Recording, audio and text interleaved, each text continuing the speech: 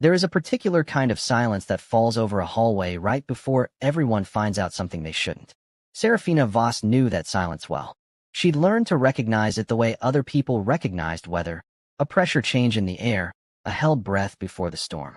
And on the Tuesday morning that would rearrange the rest of her senior year, she felt it the second she pushed through the doors of Kingsley University. Every head turned. Every phone tilted up, screens glowing, thumbs already typing. Somewhere near the trophy case, a girl laughed behind her hand. And there, leaning against the hallway wall with his arms crossed and his jaw tight enough to crack walnuts, was the last person on earth. Serafina wanted to see her like this. Hair still damp from running, cheeks blotchy, mascara from the night before not quite scrubbed off. Cassian Thorne, captain of the Kingsley Ravens, heir to the Thorne family fortune. The boy she had hated with a clean, uncomplicated fury since she was 11 years old. He looked at her the way he always did, like she was a problem he hadn't finished solving. And then he said 5 words that would blow up both of their lives. "Pretend to be my girlfriend." Serafina almost laughed in his face. Almost. Except the way the entire junior class was staring at her right now, phones raised, waiting for her to become this week's punchline. She didn't have the luxury of laughing. This is the story of how 2 people who couldn't stand each other ended up fighting for each other. Of a lie that started as armor and became the truest thing either of them had ever felt. Of ice rinks and gossip and a family that thought money could buy loyalty, and a girl who had nothing but her name and her nerve.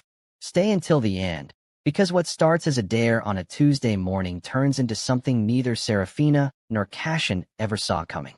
Before we go one step further into this story, hit that subscribe button right now, because what happens next is going to break your heart in the best way possible. Smash that like button if you're already invested in Serafina and Cassian, and drop a comment telling me, would you pretend to date your worst enemy? Let's find out how far this lie is about to go. To understand why Serafina Voss hated Cassian Thorne with the kind of specificity usually reserved for tax audits and bad breakups, you had to go back 9 years, to a summer day at the Brycewood Country Club pool, where an 11-year-old girl in a hand-me-down swimsuit had been laughed out of the water by a pack of boys led by a smug, freckled kid who thought cruelty was a sport. Serafina's mother had cleaned houses on that side of town. Serafina had come to the club that day as a guest, tagging along with a family her mom worked for, and Cassian Thorne, golden boy, only child, heir apparent to Thorne Capital Holdings, had decided that was the funniest thing he'd heard all summer. "Scholarship girl can't even afford a real swimsuit," he'd said, loud enough for the whole pool deck to hear. And 11-year-old Serafina had climbed out of the water, wrapped a towel around herself, and promised her reflection in the locker room mirror that she would never let a boy like that make her feel small again. 9 years later, fate had the audacity to put them in the same graduating class. Kingsley University sat on 40 acres of manicured lawn on the wealthy side of the city, all Gothic stone and stained glass and old money pretending it wasn't trying too hard. Serafina had gotten in on a full academic scholarship, the kind that came with an asterisk, an unspoken footnote that every rich kid in the hallway seemed to have memorized. Scholarship girl. Doesn't belong. Here on charity. She'd spent 3 years proving them wrong with a 4.0 GPA and a debate trophy case that rivaled the school's hockey wing. She'd also spent 3 years perfecting the art of pretending Cassian Thorne didn't exist, which was a full-time job in itself, because Cassian Thorne was everywhere. He was the Ravens' captain, the boy whose face was on the banner outside the rink, the reason half the school's college scouting letters existed in the first place. And he still, infuriatingly, remembered her as the scholarship girl from the pool. Their war had simple, brutal rules. Cassian made comments in the hallway just loud enough for her to hear. Serafina made sure her grades stayed high enough that no one could ever say she didn't earn her place. They circled each other in AP Econ like 2 boxers who'd long since stopped bothering to throw punches and just traded silent, exhausted glares instead. That had been the equilibrium. Hostile, stable, survivable, until 3 days before the story really begins, when Serafina's boyfriend of 8 months, Dashiell Kane, got caught on a very public Instagram live making out with another junior at a party Serafina hadn't been invited to. The video didn't just circulate. It detonated. By the next morning, Serafina Voss wasn't that smart scholarship girl anymore. She was a punchline, a caption under screenshots.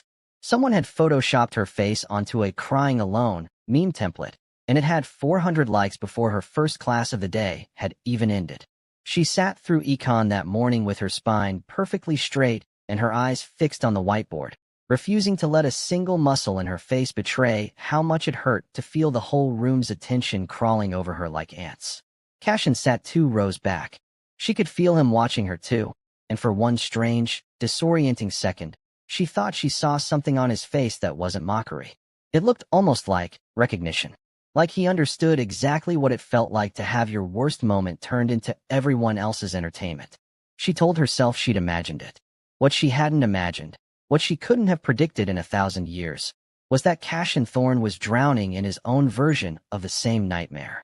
His family's business, Thorne Capital, was in the middle of a fragile, high-stakes merger, and his mother had decided, with the casual tyranny of someone used to controlling every outcome in her life, that Cashin's image needed managing, which meant Ondine Marchetti. Ondine was the daughter of his father's biggest investor, beautiful in the calculated way of someone who had been groomed for rooms like this her whole life, and utterly convinced that she and Cashin were destined to be Kingsley's power couple, engaged, eventually, whether Cashin agreed to it or not. She'd been dropping the word future fiancé into conversations for a month, and Cashin's mother hadn't exactly discouraged her. Cashin didn't want Ondine. He didn't want any of it. The arranged optics, the manufactured romance, the sense that his entire life had been quietly signed away in a boardroom before he'd had any say. But saying no to his mother wasn't something Cashin Thorne knew how to do. Not yet. So when he saw Serafina Voss standing outside her dorm room that Tuesday morning, humiliated and furious and radiating a kind of don't you dare energy he recognized, because he wore it himself most days, something clicked into place. She needed a reason for the whole campus to stop talking about Dashiell Kane. He needed a reason for his mother to stop talking about Ondine Marchetti. It was, in the grand tradition of terrible teenage decisions, the only solution that made any sense. He walked over. She braced for an insult. Instead, he said the 5 words that would change everything. Pretend to be my girlfriend. Serafina's mouth actually fell open. I'm sorry, what? You heard me. Cashin kept his voice low, his eyes flicking toward the small crowd, still pretending not to watch them. Everyone's talking about you right now. If we walk out of here together, they'll be talking about something else by lunch. And why, Serafina said, arms crossing, would I do anything that benefits you? Because it benefits you too. He didn't blink. You get to stop being the punchline. I get my mother off my back about Ondine. 2 weeks, tops. We stage it. We end it. Everybody moves on. Serafina looked at him for a long moment. Really looked, the way she hadn't let herself in years, past the practiced arrogance to the tightness around his eyes, the exhaustion he was clearly better at hiding than she'd given him credit for. You hate me, she said finally. You hate me more, Cashin replied, and there was something almost like a smile threatening the corner of his mouth. Which is exactly why it'll work. Nobody will believe we're faking it, because nobody could imagine we'd ever agree to team up on purpose. It was, annoyingly, a good point. The bell rang. The hallway began to empty. And Serafina Voss, scholarship student, valedictorian hopeful, girl who had sworn at 11 years old she'd never let this boy make decisions about her life again, heard herself say the word that would drag them both into 6 months of chaos neither of them was prepared for. Fine. They worked out the terms of their fake relationship in the school library that same afternoon, at the corner table nobody used because the radiator underneath it clanked like a haunted house. Rules, Serafina said, pulling out a notebook like she was drafting a legal contract, because in her mind, she basically was. 1. No touching unless someone's actually watching. 2. You don't get to talk about me like I'm a joke, not even to your hockey friends. 3. The second this stops being useful to either of us, it's over. No drama. No hard feelings. Cashin leaned back in his chair, watching her with something between amusement and grudging respect. You made a list. I make a list for everything. It's how I keep my life from falling apart. She didn't look up from the page. 4. I need to know what I'm walking into with Ondine. If she's as controlling as everyone says, I want to know what I'm dealing with.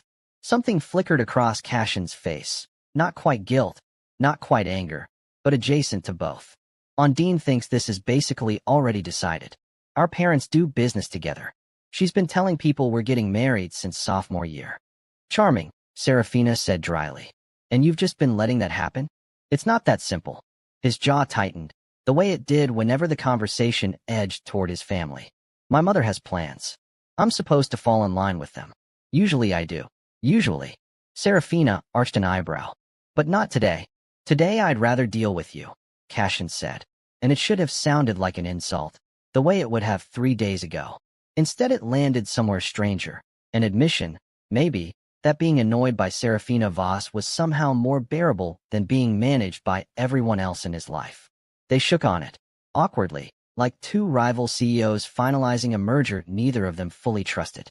And the next morning, they walked into Kingsley University together for the first time in 9 years of mutual loathing. The effect was immediate and enormous. Conversations died mid-sentence. Phones came up. By the time they reached the science wing, at least 3 separate group chats had already been named some variation of Serafina plus Cashin. It should have felt like a triumph. Mostly, it felt like performing a play with no script and an audience that wanted them to fail. The hardest part wasn't the hallway theater, it was the small things. The way Cashin had to remember to hold the door for her now, to sit closer to her at lunch, to let his hand brush hers when they walked so it would look natural to anyone watching. The first time he draped his jacket over her shoulders outside the rink because she was shivering and 3 sophomore girls were filming from the bleachers. Serafina felt her whole body go rigid with the effort of not overthinking what his hand felt like resting there for half a second too long. Relax, he muttered under his breath, lips barely moving. You look like you're bracing for a car crash. You put your hand on my shoulder like we rehearsed it in a boardroom. She shot back, equally quiet, equally furious. Forgive me for not swooning. But it was working. Whatever this strange, hostile alliance was, it was working. The memes about Dashiell Kane dried up within a week, replaced by breathless speculation about the school's most unlikely new couple. Serafina noticed, with some discomfort, that people were suddenly nicer to her in the hallway. Not because they respected her, but because she was dating Cashin Thorne now, and proximity to money bought a strange kind of temporary grace in a place like Kingsley. She hated that it bothered her. She hated more that some small, treacherous part of her liked walking beside him. Liked the warmth of his jacket, liked the rare moments when the performance slipped, and he said something that actually made her laugh before either of them remembered they were supposed to be enemies. Cashin noticed things too. The way Serafina's shoulders came down half an inch when she thought no one was looking, the fierce, unshowy way she stood up for the underclassmen the older students liked to torment, the fact that she never once, in 2 full weeks, asked him for anything money could buy. Every other girl in his life had wanted something from him. Serafina wanted him to disappear, which was, in its own backwards way, the most honest thing anyone had offered him in years. 2 weeks in, exactly on schedule, Serafina raised the subject of ending things. We said 2 weeks, she reminded him, picking at her lunch tray while the dining hall buzzed around them. People have moved on to gossiping about the Whitmore twins' feud. I think we're in the clear. Cashin didn't answer right away. He was watching Ondine Marchetti 3 tables over, holding court with her usual entourage, occasionally glancing their way with an expression that was less jealousy and more calculation. Like she was recalculating a business plan that had hit an unexpected obstacle. My mother's hosting a donor dinner next month, he said finally. Scouts will be there. Ondine's family too. If we break up now, she'll have 3 weeks to reposition herself before it happens. So what are you saying? I'm saying, Cashin said, meeting her eyes. Maybe 2 weeks isn't enough. Serafina should have said no. Every rational part of her screamed that extending this arrangement was reckless, that the longer they kept it running, the more expensive it would be for her, reputationally, emotionally, in ways she wasn't ready to name yet. Instead, she found herself saying, fine, 1 more month. But the rules still apply. Neither of them noticed, in that moment, how much smaller 1 more month had already started to feel compared to how big 2 weeks had once seemed. If there was a single person at Kingsley University who refused to accept the new status quo, it was Ondine Marchetti, and she made that refusal a full-time project. It started small. A comment dropped into a group chat about how some people faked dating captains for clout, conveniently screenshotted and circulated within the hour. Then it escalated to Ondine accidentally, sending Serafina a text clearly meant for someone else, outlining a plan to remind Cashin what he actually owes his family. When Serafina showed Cashin the screenshot, his expression went cold in a way she hadn't seen before. Not the practiced arrogance he wore like armor, but something rawer. She's been doing this since we were 14, he said quietly. Every time I try to want something for myself, she finds a way to make it about what I owe someone else. That sounds exhausting, Serafina said, and meant it. It is. He looked at her, something unguarded slipping through. You're the first person who's ever made me feel like I gotta choose something, even if it's fake. The words sat between them, too honest for the deal they'd made, and neither of them moved to take them back. The situation detonated fully 2 weeks later, when someone, Serafina had her suspicions, and they all had the same first name, leaked an old video from freshman year. In it, a younger, angrier Serafina could be seen shouting at Cashin in the campus parking lot after he'd mocked her mother's job in front of half the hockey team. Stripped of context, posted with a caption calling her unstable and obsessed, it spread through the campus social ecosystem like a grease fire. Serafina found out about it during third period, when a girl she barely knew leaned over and whispered, not unkindly, "Are you okay? People are being really nasty online." She excused herself to the bathroom and sat in a locked stall for 6 full minutes, breathing through the particular vertigo of watching strangers narrate a version of her life that had nothing to do with the truth. When she finally checked her phone, there were 43 notifications and a message from an unknown number that just said, "Some people don't belong here, and everyone knows it." She was still staring at that message when Cashin found her outside the bathroom, having apparently torn through 3 hallways looking for her. "I saw it," he said, breathless. "Serafina, I'm handling it." Handling it how? Her voice cracked despite her best efforts to keep it steady. "This isn't about a fake relationship anymore, Cashin. This is people deciding I don't belong here. And it's not the first time, and it won't be the last, and you." She stopped herself, jaw tight, refusing to cry in a hallway for the second time in a month. Cashin didn't say anything clever. He didn't try to fix it with a joke or a gesture. He just stood there, close enough that she could feel the warmth radiating off him, and said, "You belong here more than anyone in this building, including me. I've watched you outwork every single person in our class since freshman year, and I am done letting people who've never worked for anything in their lives make you feel small for it." Then he did something that had nothing to do with their arrangement. He pulled out his phone, opened the class group chat that had been circulating the video, and posted, in full view of everyone, a message defending her by name, calling out the video for the manipulated, missing context clip it was, and threatening consequences for anyone who kept sharing it. It wasn't subtle. It wasn't strategic. It was, for possibly the first time since Serafina had known him, entirely genuine. The gesture didn't erase the video, and it didn't stop Ondine, who doubled down with a fresh wave of whispered insinuations about Serafina's motives, her background, her real reasons for chasing Cashin. But it did something else. It made the rest of the school pause, recalibrate, wonder if maybe the story they'd been telling about the scholarship girl and the hockey captain wasn't the one that was actually true. That night, Serafina sat on her bed staring at her phone, rereading Cashin's message for the 5th time, and felt something she hadn't expected to feel about Cashin Thorne in this lifetime. Gratitude tangled up dangerously close to something warmer. She told herself it didn't mean anything. She told herself the same thing 3 days later, when Cashin showed up outside her house unannounced, hoodie up against the rain, holding a coffee he'd clearly bought as an excuse to check on her. "You didn't have to come," she said, opening the door. "I know," he said. "I wanted to." 2 words. Not part of any deal. And somewhere in the space between them, the line separating pretend from real had started, quietly, and without permission, to blur. If you felt that shift right there, you are not ready for what's coming. Comment Team Cashin or Team Serafina below right now. I want to see which one of you is falling for this as hard as they are. And if this story has you hooked, do not scroll away without liking this video. It genuinely helps this channel keep telling stories like this one. The donor dinner Cashin had mentioned turned out to be less a dinner and more a full-scale production. The Kingsley University Winter Gala, held in the university's converted chapel hall, all crystal chandeliers and string quartets, and enough old money in one room to fund a small country. Professional scouts would be there. So would every parent whose name appeared on a building somewhere on campus.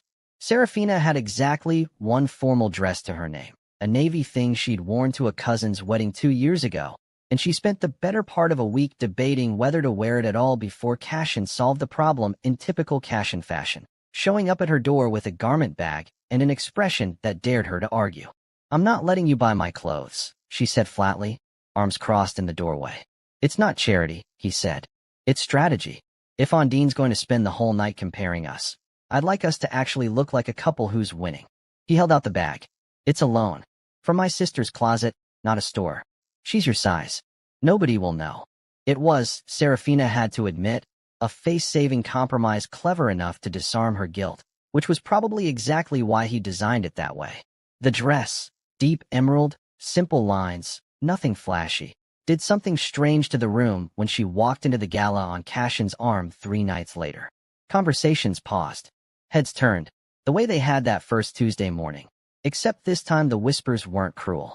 They were curious, admiring, recalculating in real time who Serafina Voss actually was when she wasn't being defined by other people's gossip. Cashin's hand found the small of her back as they crossed the room, and this time neither of them flinched at the contact. "You look terrifying," he murmured near her ear. "In the best way. I think half the hockey scouts just forgot why they're here." "Careful," Serafina said, fighting a smile. That almost sounded like a compliment. "It was an observation," he said, but the corner of his mouth gave him away. Ondine found them within 20 minutes, sweeping and wearing a dress that cost more than Serafina's entire wardrobe, flanked by 2 girls who functioned less like friends and more like a small, well-dressed security detail.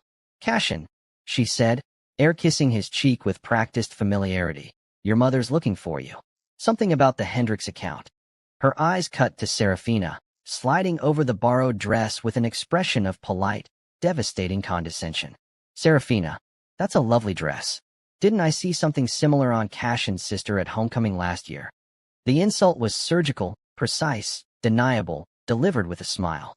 Serafina felt heat climb her neck, but before she could respond, Cashin stepped in, his voice pleasant and utterly without mercy. "You have a good memory for other people's clothes, Ondine.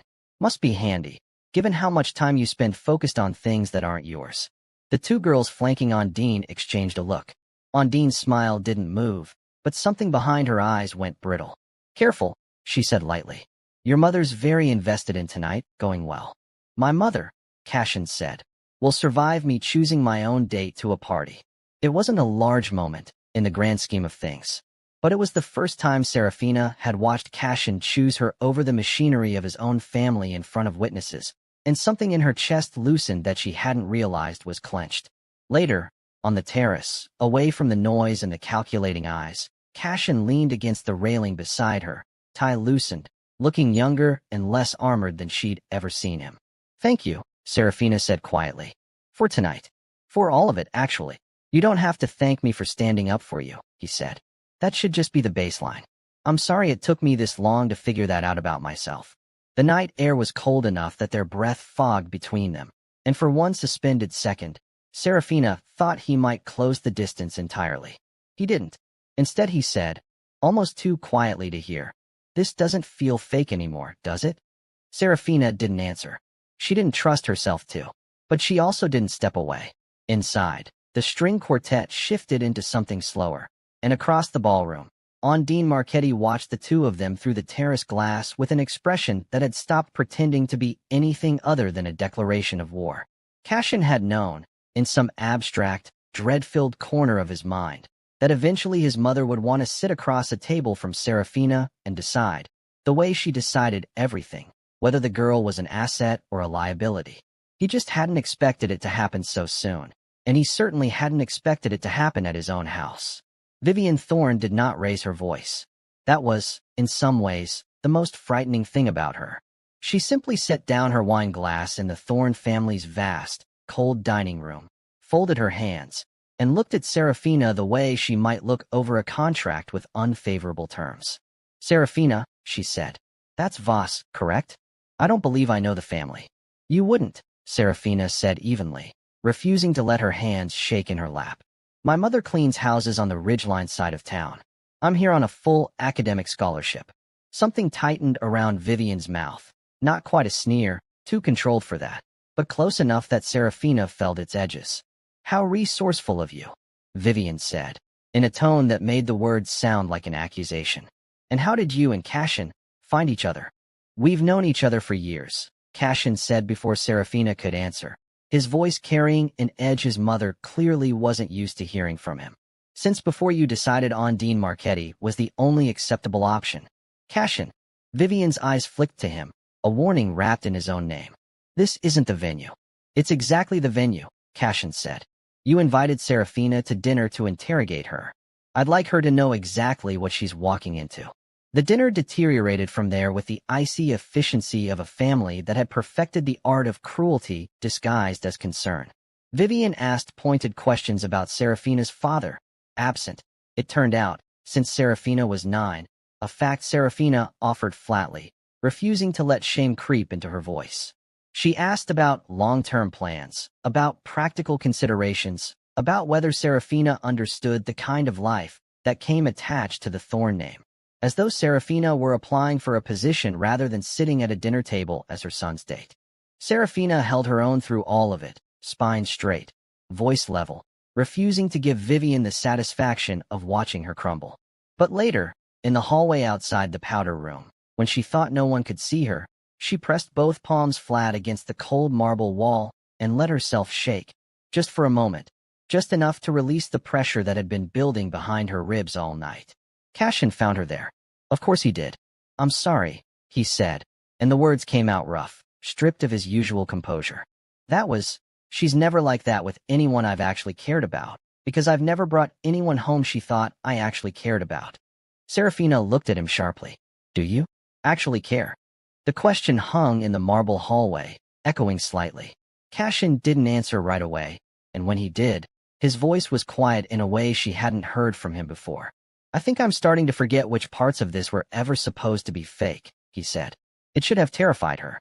Instead, Serafina felt something crack open in her chest, wide and warm, and entirely unwelcome given everything at stake. The family conflict didn't end with one dinner. Over the following weeks, Vivian's disapproval calcified into something closer to strategy. Pointed comments at other events, a not-so-subtle campaign to reintroduce Ondine into every family function. A conversation Serafina overheard by accident in which Vivian told Cashin's father that this phase would pass once he understands what he's giving up. Cashin pushed back harder each time, and each act of defiance cost him something with his family that Serafina could see accumulating behind his eyes like a debt coming due. He skipped a business dinner to attend one of Serafina's debate tournaments, sitting in the back row of an auditorium that couldn't have been further from his usual world, cheering louder than anyone else in the room when she won. He told his father, flatly, that he wouldn't attend the country club's summer gala if Ondine's family was going to be positioned as his future in-laws. He started, for the first time in his life, choosing. You don't have to keep fighting them for me, Serafina told him one evening, sitting on the hood of his car outside the rink, both of them exhausted after a long practice and a longer week. I know what this costs you. Maybe I'm not fighting them for you, Cashin said, looking at her instead of the parking lot lights. Maybe I'm finally fighting for myself, and you just happen to be standing where I want to be. Serafina didn't have a response to that. For the first time in longer than she could remember, she didn't want one. She just wanted to sit there, in the cold, in the quiet, and let the moment be exactly what it was. Two people who had spent years defining themselves by what they hated, discovering they'd built, almost by accident, something worth protecting. Neither of them said the word love. It was too soon, too dangerous, too tangled up in a lie they'd started for entirely different reasons. But it sat there between them anyway, unspoken and enormous, the way weather sits on the horizon before a storm finally breaks. Nothing tests the architecture of a relationship, real or fake, quite like fear, and fear arrived for Serafina and Cashin on an ordinary Thursday in the form of a missed period and a box from the pharmacy that Serafina bought, with shaking hands and a baseball cap pulled low over her face. She didn't tell Cashin right away. She sat with it alone for 2 days, doing the math over and over, running through a future that suddenly felt like it had teeth. When she finally told him, quietly, in his car, parked 3 streets from her house, because she couldn't bear to have this conversation anywhere that felt permanent. She watched his face carefully, braced for panic, for retreat, for the version of rich boy cowardice she'd spent years assuming lived underneath his confidence. It didn't come. Okay, Cashin said, and his voice was steadier than she expected, steadier than she felt. Okay. Whatever this is, whatever it turns out to be, you're not doing it alone. I mean that. You don't have to say that, Serafina said, staring at her hands. This isn't part of the deal. There is no deal anymore, Serafina. He turned in his seat to face her fully. I don't know when it stopped being one, but it stopped. This is real. You're real. Whatever we're dealing with right now, we deal with it together. They got the test at a pharmacy 2 towns over, where nobody knew their faces, and sat in his car in a grocery store parking lot for the longest 3 minutes of Serafina's life, his hand wrapped around hers so tightly it nearly hurt. Neither of them speaking. The radio playing something neither of them would ever be able to identify again. It was negative. The relief that flooded through Serafina was so total it left her lightheaded, tears coming before she could stop them. Not sadness, just the pure animal release of a fear finally allowed to leave the body. But the scare had done something neither of them anticipated. It had stripped away every pretense, every careful boundary they'd drawn around their arrangement, and left behind something raw and undeniable. I was scared, Serafina admitted later, once her hands had stopped shaking. Not just about the possibility. I was scared of what it would mean about us. About whether you'd still want to be standing here if things got hard and real and messy. I'm still standing here, Cashin said simply. I'd still be standing here. Why? The question came out smaller than she meant it to, more vulnerable than she usually allowed herself to be. You could have anyone, Cashin. You could have Ondine, and an easy life, and no scholarship girl complications. Why is this the thing you're choosing? Cashin reached over and tucked a strand of hair behind her ear, his hand lingering against her cheek in a way that had nothing to do with performance and everything to do with the truth neither of them had said out loud yet. Because you're the only person in my entire life who's never once wanted anything from me except honesty, he said. Everyone else wants my name, or my family's money, or the version of me that photographs well at a gala. You just want me to show up and mean it. Nobody's ever asked that little of me, and it's ended up meaning everything. Serafina felt something in her chest give way entirely. The last defensive wall she'd built the day an 11-year-old boy had laughed at her swimsuit and told her she didn't belong. It didn't collapse loudly. It just quietly stopped being necessary. I think I'm falling for you, she said, and the admission cost her more courage than any debate tournament, any confrontation with Vivian Thorne, any hallway full of whispering classmates ever had. I think, Cashin said, leaning his forehead against hers.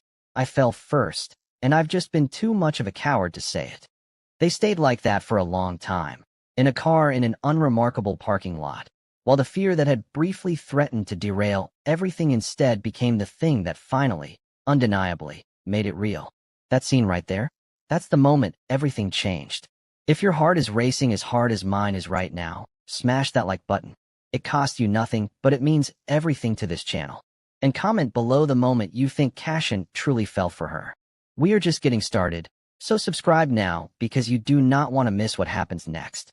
If Serafina thought the emotional avalanche of the pregnancy scare would slow down her academic life or Cashin's hockey season, the universe disagreed, and it disagreed loudly. Midterms arrived with their usual merciless timing, stacking themselves on top of an already exhausting season. Serafina was carrying 5 upper-level seminars and a debate championship bid that top law schools had started circling like she was prey worth catching. Cashin was carrying a hockey season that had suddenly, terrifyingly, put Kingsley within reach of the conference championship, which meant scouts, which meant scrutiny, which meant every practice mattered in a way it hadn't before. They barely saw each other some weeks, communicating in stolen 10-minute windows between study sessions and practice, texting from library carols and locker rooms, learning the particular ache of missing someone who was still, technically, only a hallway away. I feel like I'm failing both things at once, Serafina admitted one night, video calling Cashin from her bedroom floor, surrounded by color-coded flashcards, her eyes red from exhaustion. I can't focus on economics because I'm thinking about you, and I can't relax and think about you because I'm panicking about economics. Welcome to my entire life, Cashin said, propped against his own headboard, hair still damp from a late practice. Coach ran us into the ground tonight because apparently my footwork has been sloppy, which is coach speak for your head isn't in the game, which, he's not wrong. Is your head somewhere specific? Serafina asked, unable to keep the small smile out of her voice despite her exhaustion. You know exactly where my head is, Cashin said. and even through a phone screen. The warmth in his eyes was enough to make Serafina's chest ache with something that had nothing to do with stress.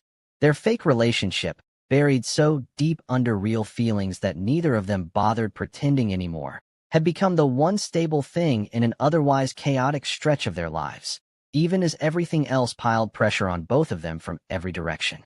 Serafina's mother, working double shifts to cover an unexpected car repair, came home too tired most nights to notice her daughter's exhaustion, which left Serafina carrying her stress mostly alone, propped up by nothing but sheer stubbornness and, increasingly, the steady presence of a boy she used to hate.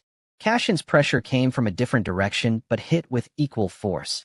His father had started attending practices unannounced, standing at the glass with the particular silent judgment of a man who measured his son's worth in wins, and Vivian had escalated her campaign to reintroduce Ondine, scheduling family friend dinners that Cashin attended with gritted teeth and Serafina's name conspicuously absent from the guest list. The tension came to a head during a chemistry study session 2 weeks before midterms, when Serafina, running on 4 hours of sleep and mounting anxiety, snapped at Cashin over something small and stupid. He'd shown up 15 minutes late, having lost track of time after a grueling extra practice session his coach had sprung on the team. "I don't have 15 minutes to spare right now, Cashin," she said, sharper than she meant to, guilt already creeping in even as the words left her mouth. "Some of us don't have the luxury of scouts waiting around for us no matter what we do." The words landed exactly as unfairly as she feared they would. Cashin's face closed slightly, old defensive walls flickering back up. "That's not fair. I'm dealing with just as much as you are. I'm just dealing with it quietly because that's what I've been trained to do my whole life." "I'm sorry," Serafina said immediately, the anger draining out of her as fast as it had risen, replaced by exhaustion and shame. "I didn't mean that. I'm drowning a little, and I'm taking it out on the wrong person." "I know," Cashin said, some of the tension leaving his shoulders. He crossed the room and sat beside her, close enough that their shoulders touched. "We're both drowning a little. Maybe that's fine, as long as we're drowning in the same direction." It wasn't a grand romantic gesture. It wasn't a gala or a defiant stand against his mother. It was two exhausted teenagers, sitting shoulder to shoulder over a pile of chemistry notes, choosing to stay in the same current instead of letting the pressure pull them apart. And somehow, that quiet choice mattered more than any of the bigger ones that had come before it. They survived midterms. Barely, imperfectly, with more all-nighters than either of them would ever admit to their parents. But they survived them together, and the conference championship loomed ahead of them both like a finish line neither of them was fully prepared to reach. The conference semifinal fell on a Friday night so cold that the Kingsley Rinks parking lot had turned to black ice, and the entire student body seemed to have crammed itself into the stands, sensing correctly that this was the game that would decide whether the Ravens' season ended in glory or heartbreak. Serafina sat in the second row with a hand-lettered sign she'd made at 1 a.m. against her better judgment, flanked by 2 girls from her debate team who'd adopted her cause with an enthusiasm that still surprised her. Somewhere behind her, she could hear Ondine's voice, performing enthusiasm for the benefit of the parents around her, while making sure everyone within earshot knew she'd known Cashin since before all this. The game itself was brutal, physical, close enough to give Serafina an ulcer. Tied at 2 apiece heading into the final period, the Ravens' defense buckling under a relentless opposing forward line, Cashin skating himself into exhaustion, trying to hold the game together through sheer force of will. With 90 seconds left on the clock, he took a hit along the boards that sent the whole rink into a collective gasp, his shoulders slamming hard enough that Serafina was on her feet before she'd consciously decided to stand, hard in her throat. He got up, slowly, favoring his left side, jaw set with the specific stubbornness she'd come to recognize as entirely, infuriatingly him. But he got up, and he skated back into the play like nothing had happened. With 11 seconds left, he took a pass at center ice, split 2 defenders with a move that made the crowd erupt, and buried the puck top shelf past a sprawling goaltender for the win. The rink exploded. Serafina's voice went hoarse from screaming his name. Tears she didn't bother hiding streaming down her face as the team mobbed him at center ice, sticks and gloves flying, months of pressure finally breaking loose in one enormous release. He found her in the crowd afterward, still in full gear, sweat-soaked and grinning in a way she'd never seen on him before. Unguarded, boyish, entirely unarmored. "You scared me half to death," Serafina said, half laughing, half crying, throwing her arms around him without a single thought toward who might be watching. "Worth it," Cashin said into her hair, holding her like he never intended to let go. "Every second of it, worth it." It was in the parking lot afterward, away from the crowd, that everything finally broke fully into the open. Standing beside his car under a streetlight, both of them wrung out from adrenaline and relief. Cashin took her face in his hands, hockey gear still half on, and said the thing they'd both been circling for weeks. "I don't want to pretend anymore, Serafina. Not for one more day. I'm not doing this because my mother needs a distraction or because Ondine needs to be put in her place. I'm doing this because I'm completely, stupidly in love with you. And I have been for longer than I've been willing to admit." Serafina felt the words land somewhere deep and permanent. "I love you too," she said, and it was the easiest true sentence she'd said in months. "I think I have since the gala. Maybe since before that. Maybe since you posted that ridiculous defense of me in the group chat, and I realized you actually meant it." He kissed her then, finally, entirely unrehearsed, with nobody watching to perform for and no deal left to justify it. Just two people who'd spent years building walls against each other, discovering that behind those walls had been exactly what they'd each needed all along. But even as the celebration carried them home that night, Ondine Marchetti sat alone in the parking lot in her car, watching the scene through her windshield with an expression that had curdled fully into something dangerous. She had lost the game that mattered to her most, and she had no intention of losing gracefully. They said it. They finally said it out loud. If that confession just gave you chills, comment, "I love you too," right now, so I know you felt it. But don't celebrate yet. Ondine is not done, and what she does next is going to shake this entire story to its core. Hit subscribe so you're here for it. And like this video if you need to know what happens the second she strikes back. The accusation landed on a Monday morning with the surgical precision of something carefully planned rather than accidentally discovered.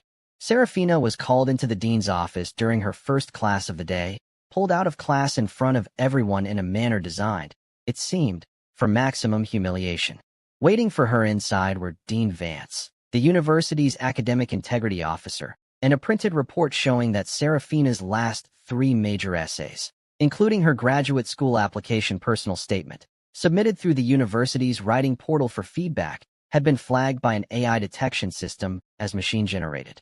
"This is a serious accusation," Dean Vance said, sliding the report across his desk, his face carefully neutral in the way administrators train themselves to be right before they ruin someone's life. "If substantiated, it would mean immediate academic probation, the retraction of your scholarship, and formal notification to any graduate programs you've applied to." Serafina stared at the report, her mind reeling. "This is impossible. I wrote every word of those essays myself. I have drafts. I have notes. I have—" "Dean Vance, please, someone did this to me." "The system doesn't lie, Ms. Voss," the integrity officer said, not unkindly, but with the particular finality of someone who trusted an algorithm over a scholarship kid's protests. Serafina left the meeting with a formal warning, a pending investigation, and a hollow, sick feeling that told her, with absolute certainty, even before she had proof, exactly who was behind it. She found Cashin between classes and told him everything, watching his expression shift from confusion to fury as the pieces clicked into place. "Ondine," he said flatly. "She's been talking about reminding people what you really are for weeks." "I didn't think she'd actually." He stopped, jaw tight. "I'm going to fix this." "You can't just fix this by being angry at her, Cashin. I need proof. Actual proof, or this ruins everything I've worked for since freshman year." They built the case together over the following days, in stolen hours between classes and practice, driven by a shared fury that finally gave them something productive to do with all the fear. Serafina pulled every draft, every browser history timestamp, every version history from her documents, building an ironclad timeline that showed, beyond any reasonable doubt, that her essays had been written organically over weeks, not generated in seconds. The break came from an unlikely source. One of Ondine's own friends, a quiet girl named Marisol who'd been increasingly uncomfortable with Ondine's escalating campaign against Serafina, came forward with screenshots she'd kept, almost as insurance, of Ondine discussing a plan to run Serafina's essays through a paraphrasing tool before resubmitting doctored versions to the school's detection software, specifically engineered to trigger a false positive. I should have said something sooner, Marisol admitted to Serafina in a hallway, voice shaking. I just didn't think she'd actually go through with it. I'm sorry. I have everything saved, and I'll show the dean if it helps. It helped enormously. Combined with Serafina's timeline of drafts and the technical evidence her English teacher provided showing clear stylistic development across the semester, the case against Ondine became undeniable within days. The confrontation, when it came, happened in the dean's office with Ondine's parents present, her carefully constructed composure finally cracking under the weight of evidence she couldn't explain away. She tried, briefly, to blame Marisol, to claim manipulation, to suggest Serafina had somehow orchestrated the whole thing to gain sympathy. But the paper trail was too complete, too damning, and Dean Vance had run out of patience for excuses. Ondine Marchetti was expelled from Kingsley University within the week, her family's donations to the school notwithstanding, her carefully built reputation collapsing in real time as word spread through the same social channels she'd once weaponized against Serafina. Serafina's name was fully cleared, her scholarship reinstated without condition, an official apology issued by the school for the ordeal she'd endured. But the vindication, when it finally arrived, felt strangely quiet after the storm of the previous weeks. Less like triumph and more like exhausted relief, the particular stillness that follows a long fight finally, definitively won. It's over, Cashin said, finding her outside the school that afternoon, sunlight breaking weakly through winter clouds. She can't touch you anymore. Any of us, actually. It doesn't feel like triumph, Serafina admitted, leaning into him. It just feels like finally being able to breathe. That's allowed too, Cashin said, wrapping his arms around her. You've been holding your breath for years, Serafina. Let yourself breathe. With Ondine gone and the accusation fully dismantled, something in Kingsley University's social atmosphere shifted permanently. Serafina found herself, for the first time in 3 years, moving through the hallways without the low hum of judgment that had followed her since freshman year. People who had once whispered about the scholarship girl now approached her for study group invitations, for debate advice, for a version of respect that had nothing to do with who she was dating and everything to do with who she'd proven herself to be. The hockey team, buoyed by the resolution of the scandal and the momentum of their semifinal win, rode a wave of confidence into the conference championship game. Serafina, invited by the coaching staff after Cashin had mentioned, almost sheepishly, that she'd spotted a defensive pattern in game film that the coaches had missed, found herself sitting in on strategy sessions, her analytical mind proving unexpectedly useful in breaking down opposing teams' power play formations. You should have been doing this all season, the assistant coach told her after she diagrammed a counter to the conference finalists' neutral zone trap that ended up being the difference in the championship game itself. You've got a hockey brain, Voss. I've got a brain that's good at finding patterns, Serafina said, smiling despite herself. Turns out that translates to a lot of things. The championship game itself was almost anticlimactic compared to the semifinals chaos. A controlled, confident performance from a team that had weathered its worst storm and come out the other side sharper for it. Cashin played the game of his life, calm and precise, captaining a team that finally, fully believed in itself. When the final horn sounded with Kingsley up by 2, the celebration that followed dwarfed even the semi-finals explosion of relief. Professional scouts who'd been circling all season made their interest official within days. Offers from 3 professional hockey organizations, each one representing a life Cashin had once assumed would be dictated entirely by his family's expectations rather than his own choices. For the first time, choosing his own path felt less like defiance and more like simply, finally, being allowed to be himself. Serafina's own achievements arrived in parallel. Her debate team's regional championship, an acceptance letter from her first-choice law school, with a scholarship offer generous enough to make her mother cry at the kitchen table, and a formal, public acknowledgement from Kingsley University's administration recognizing her academic excellence in front of the entire student body at a spring assembly. Standing at the podium, looking out at a room that had once made her feel invisible and unwanted, Serafina felt something settle into place that she'd been chasing since she was 11 years old at a country club pool. Not just belonging, but the deeper, steadier knowledge that she had never needed anyone else's permission to belong in the first place. Cashin watched from the audience, applauding louder than anyone else in the room. And when their eyes met across the crowded auditorium, the look that passed between them held none of the old hostility, none of the performance, nothing left over from the lie they'd started with. Just two people who had built something real out of the wreckage of everything they'd been told to believe about each other. The final test of everything they'd built arrived not from Ondine, not from the school, but from the one place it had always been waiting, Cashin's own family.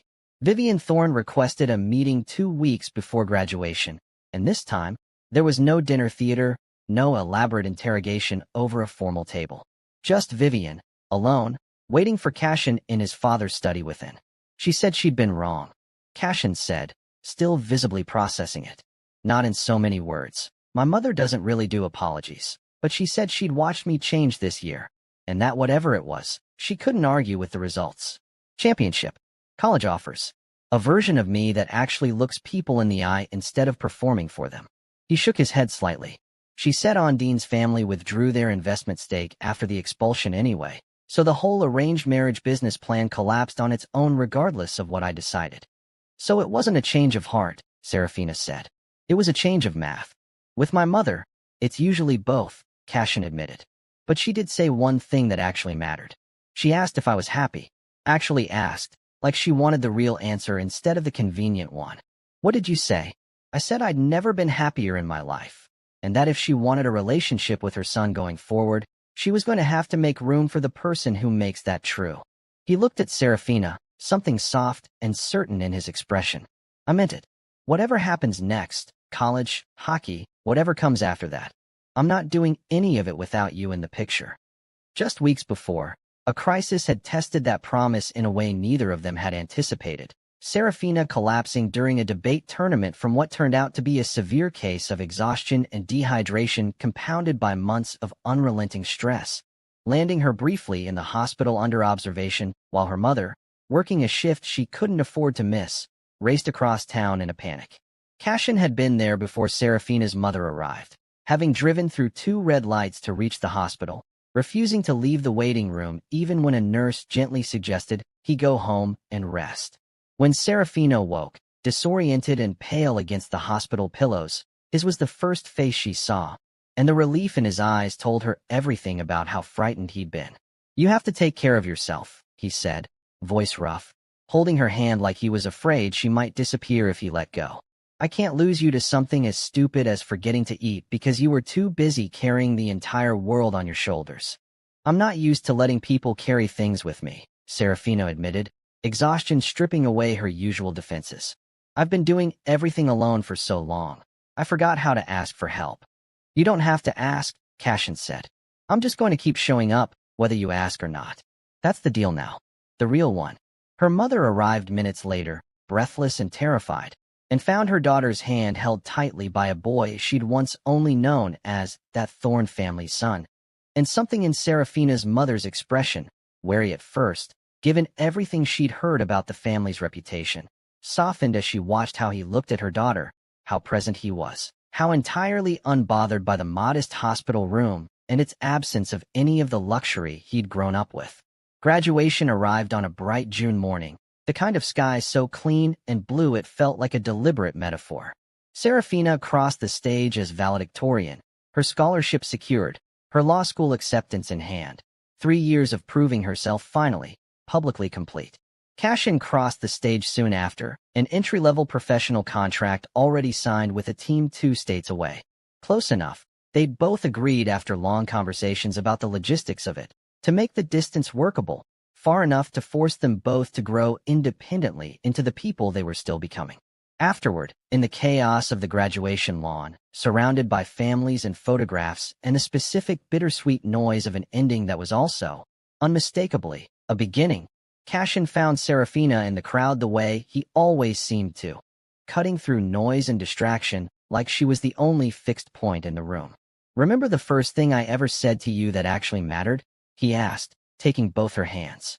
Pretend to be my girlfriend, Serafina said, laughing despite the tears already gathering. Worst pickup line in recorded history. Best decision I ever made, Cashin corrected. I just didn't know it yet. He reached into his jacket pocket and produced something small, wrapped simply, Nothing like the ostentatious gestures his family's world usually demanded.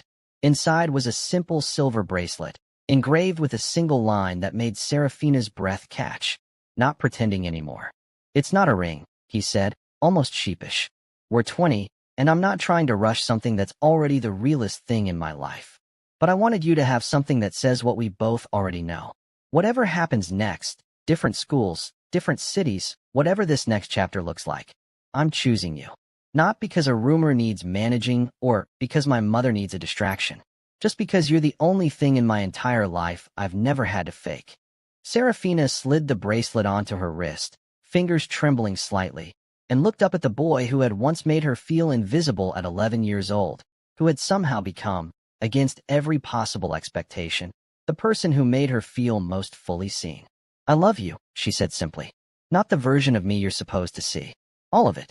The scholarship kid, the girl who used to hate you, the version of me that's still figuring out who I am beyond every label people tried to put on me. All of it.